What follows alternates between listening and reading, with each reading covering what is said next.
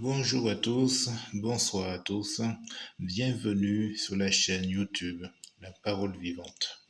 Aujourd'hui, notre étude sera basée sur le culte en esprit et en vérité. Je vous invite à prendre, comme d'habitude, votre Bible en Jean 4, verset 24, où il est dit « Dieu est esprit et il faut que ceux qui l'adorent en esprit et en vérité ». Jésus ne discute pas ici des formes culturelles. Il ne parle ni de lieu, ni de style, ni d'ambiance. Il parle de nature et de vérité.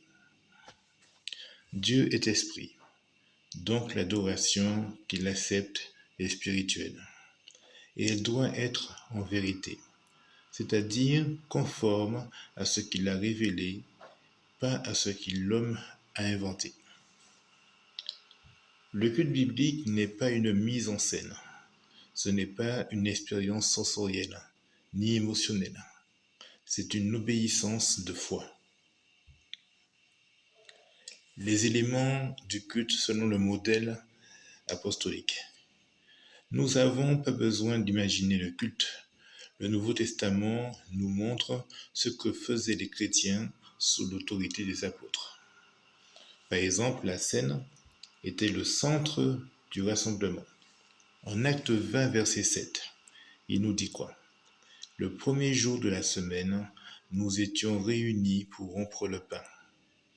Le texte est simple, mais puissant. Le premier jour de la semaine, l'Église se réunit. Pourquoi? Pour rompre le pain. La scène n'est pas secondaire. Elle proclame la mort du Seigneur, elle rappelle le prix du salut, elle recentre l'assemblée sur Christ, pas sur elle-même. Dans l'Église du premier siècle, on ne venait pas assister à un culte. On venait participer à un mémorial vivant. La prière faisait partie de ces éléments, qui étaient une adoration consciente et sainte. En 1 Timothée 2, verset 8, nous dit « Je veux donc que les hommes prient en tout lieu, levant des mains pures, sans colère ni discussion. » La prière ici n'est pas rituelle, elle engage la vie morale du croyant. Des mains pures, une vie droite, sans colère, pas de haine cachée, sans discussion, pas d'esprit de division. La prière du culte n'est pas un remplissage, c'est un acte de soumission à Dieu. Une église peut prier longtemps et pourtant prier mal, si elle ne prie pas dans la repentance, l'humilité et la vérité. Un de ces éléments, c'est le chant. Le chant est une adoration du cœur, sans instrument. En Éphésiens 5, verset 19, il nous dit « Chantez entre vous des psaumes, des hymnes et des cantiques spirituels en chantant et en psalmodiant de cœur au Seigneur. » Paul décrit comment l'Église chante, avec la voix, avec le cœur, pour édifier les autres et honorer Dieu. Il n'est jamais question d'instruments de musique dans le culte de l'Église. Ce silence n'est pas anodin. Le Nouveau Testament est entièrement silencieux sous l'usage d'instruments dans l'adoration chrétienne. Ce que Dieu n'a pas demandé, l'Église fidèle ne l'ajoute pas. Le chant biblique n'est pas là pour produire une émotion. Il est là pour transmettre la parole et unir l'assemblée dans une même voix. Autre élément du culte, ce sont les offrandes. Un acte volontaire et discret. En 1 Corinthiens 16, verset 2, que chacun de vous, le premier jour de la semaine, mette à part chez lui ce qu'il pourra, selon sa prospérité. Le texte parle d'offrande, pas de taxation religieuse. Chacun donne volontairement, selon ses moyens, sans pression et sans spectacle.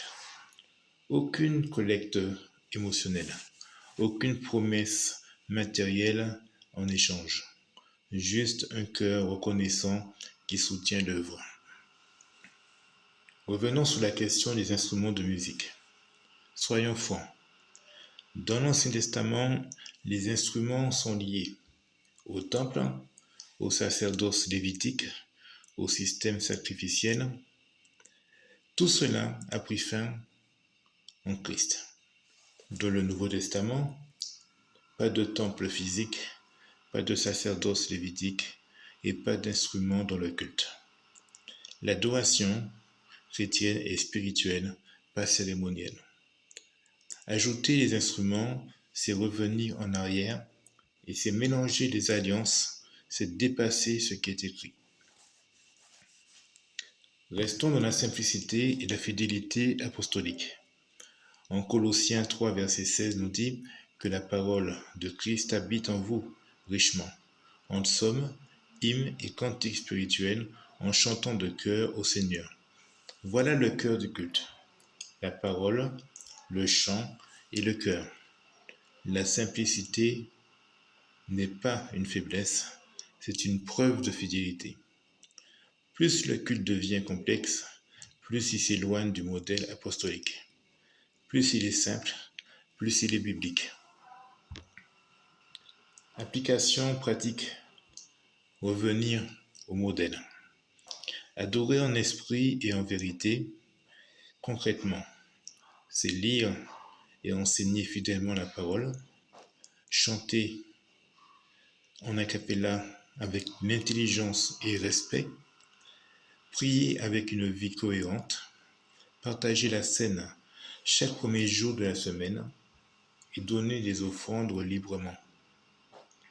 Ce modèle ne dépend pas de la culture, il traverse les siècles parce qu'il vient des apôtres et les apôtres parlent au nom du Christ.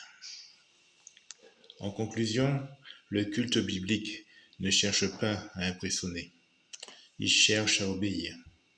Quand l'Église adore selon la volonté de Dieu, Dieu est glorifié, les croyants sont édifiés et la foi demeure pure. Dans le prochain message, nous verrons comment persévérer fidèlement jusqu'à la fin, sans compromis, sans ajout, sans retour en arrière. Restez simple, fidèle et restez apostolique. Amen.